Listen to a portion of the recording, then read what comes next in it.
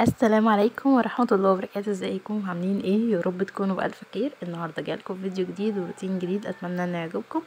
لو عجبك ما تنسيش تعملي باللايك وتشتركي في القناه لو لسه ما اشتركتيش، وفعلي جرس الاشعارات عشان يوصلك كل جديد بقدمه. انا اول حاجه هنا عملت فطار الاول. هنا كان عندي فراخ، بوريكم تقطيعه الفرخه. انا باخد منها جزء من الصدور، مثلا بخلي له، يعني هو مش شاورما لانه مش كتير، ممكن اعمل بيه اي حاجه، اكمل بيه اكله كده. والفرخه نفسها بتبقى متقطعه 8.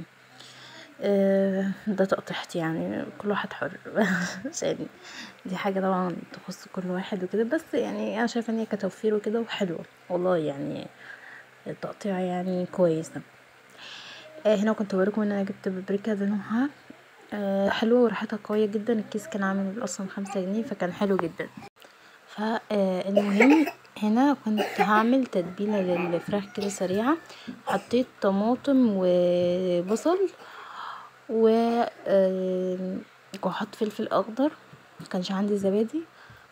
وهنا هحط التوابل العاديه جدا، هحط فلفل اسود وكمون وكزبره ناشفه وسبع بهارات. نسيت ان احط بهارات فراخ تقريبا، نسيت.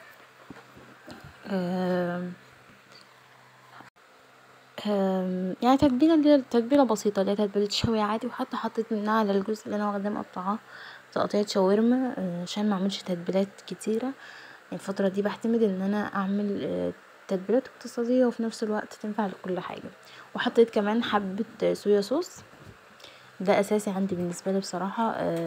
في الاكلات يعني في العموم انا بحب قوي احط الصويا صوص. انا حطيت بصل ملون فرزناه، وحطيت كمان فلفل اخضر.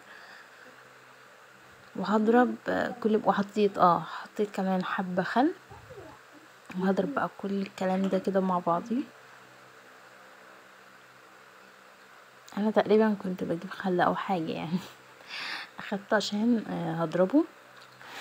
التتبيله دي حلوه جدا كمان لو هتشوي الفراخ على فحم، حلوه جدا جدا جدا. المهم اتبع الفيديو معايا. انا بس اللي طالبه منكم ان انتوا تدعموني بلايك وتشتركوا في القناه. حرفيا انا لو بنزل في القناه دي انا مش باخد منها اي حاجه، لان اكيد انتوا شايفين المشاهدات بتبقى قليله، وال يعني مش المشاهدات اللي هي تجيب ربح او كده. بس انا لحد النهارده مستمره لي في القناه دي، عشان انا يمكن دي اكتر حاجه انا بحبها. مش عارفه اللي هو ما صورش. حتى قعدت فتره حمل في مراد في الاول خالص، قعدت كتير مش عارفه كذا شهر ما صورش، يعني انا كنت تعبانه جدا جدا جدا، فما كنتش بنزل خالص. بس انا ليه اصلا ماسكه في القناه او بحب انزل عليها؟ ده توضيح بس، عشان في ناس اصلا متابعاني من زمان. انا عارفه رغم ان ممكن مشاهدات قليله وكده، بس في ناس متابعاني من زمان. هي مش بتدخل لي اي ربح ولا اي حاجه، بس انا بحب القناه جدا جدا جدا فوق ما تتخيلوا. وعندي امل ان هي في يوم من الايام هتكبر وهتتشاف، ده اكيد باذن ربنا. لان انا بحاول فيها على قد ما اقدر. يعني بتاخد، عايزه اقول التصوير مش سهل، مش حاجه انت بتحطيها وبتصوريها. يعني معظم الناس حتى اللي مش فاتحه وكده بتبقى فاهمه ان هو سهل، لا هو مش سهل. فالتصوير مش سهل خالص نهائي. يعني انت لو بتعملي حاجه من غير ما تصوري، عايزه اقول لكم ان هي ممكن ما تاخدش معاك نص ساعه. بس التصوير عشان بتعدلي مثلا الموبايل، او الناس بقى اللي عندها قنوات كبيره مثلا وعندها كاميرات وكده، بتعدليها على زاويه معينه. يعني انا بالنسبه لي مثلا ما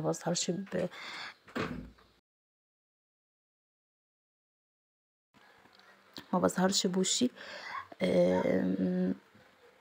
يعني يمكن اوقات في الفيديوهات القديمه كان ممكن يجي مثلا وشي او كده، كنت بضطر ان اسرع الفيديو او كده. بس يعني واحد برضو بيتعلم، فهو مش بالسهوله دي ان حد يصور او كده. لا التصوير متعب جدا، مش سهل. وفي نفس الوقت هو كويس ان مثلا الناس اللي عندهم قنوات او كده هو شغل برضو.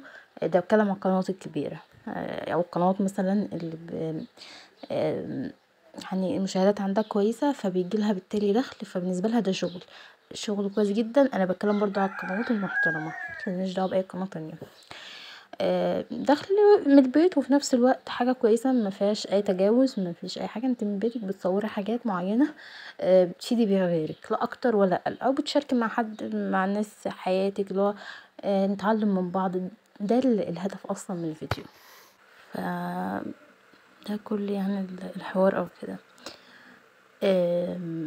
ان احنا بنتعلم من بعض مش اكتر ولا اقل. انا عن نفسي بحب قنوات كتيره جدا، يعني بالنسبه لي دول يعني الناس دي، يعني اللي هو لازم في اليوم لازم اسمعهم، ان هما كلامهم نفسه مريح نفسي. بس انا لما فتحت القناه فتحها من زمان، يمكن اهملتها شويه كده، مش عارفه ايه. كده ربنا بيدي كل واحد على قد مجهوده، دي حاجه كلنا مقتنعين بيها اكيد. بس انا عن نفسي كتصوير او كقناه، انا بحب القناه دي جدا جدا. وبالنسبه لي من الحاجات اللي انا اللي هو في حاجات كده في حياتنا بتبسطنا قوي، دي من الحاجات دي. وممكن تزعلني مثلا قله مشاهدات او كده، بس في النهايه انا يعني من الحاجات مثلا الممتعه اللي انا بحب اعملها في يومي. انا حبيت الفيديو ده يكون نوع برضو من الفضفضه وكده، في نفس الوقت روتين كده خفيف لذيذ. ان شاء الله الفتره الجايه بقى ربنا يعيني كده وابدا تنظيفات العيد باذن الله. لان يعني العيد اللي فات طبعا ما عملتش يعتبر حاجه قوي، لان كنت لسه والده، وعملت حاجات بسيطه يعني، مش كروتين وكده اللي هو صعب يعني. هنا بقى هعمل غدا. انا هنا كنت اعمل سمك. طبعا انا جبت السمك زي ما شايفين، جبته جاهز متبل، حطيته بس في الفرن وعملت معاه الرز صياديه وبس. ده كان الاكل بتاعنا. السمك بصراحه بقيت بجيبه متبل، لان جبته المره اللي فاتت وكان حلو جدا ونظيف جدا جدا جدا، فعجبني. فجبت المره دي سمك كامل اللي هو البلطي ده، برضو متنضف ومتبل، بزوده بس ملح، ودي الحاجه اللي انا بزودها له بصراحه. بس وكده قلت بقى خلاص كده، كنت مخلصه الاكل والحاجات دي كلها. كان عندي حبه غسيل بتوع سليم، وقلت ان انا يعني اطبقهم، قلت اطبقهم كده واخلص منهم. سليم طبعا كلنا مستلين، بس بصراحه في الجو ده يعني بصراحة بيغير كذا مرة في اليوم، لان الجو صعب، يعني هو نفسه بيستحمى كذا مرة، لان الجو حر جدا. الترنج ده ما كنتش موريه لكم، ده كنت مشتريه جديد.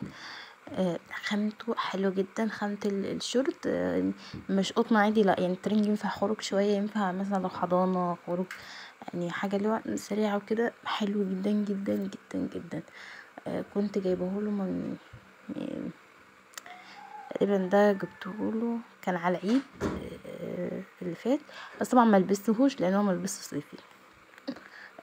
فجيت قلت البسهوله لان هو شكله حلو قوي بصراحه، وخامته زي ما بقولكم تحفه.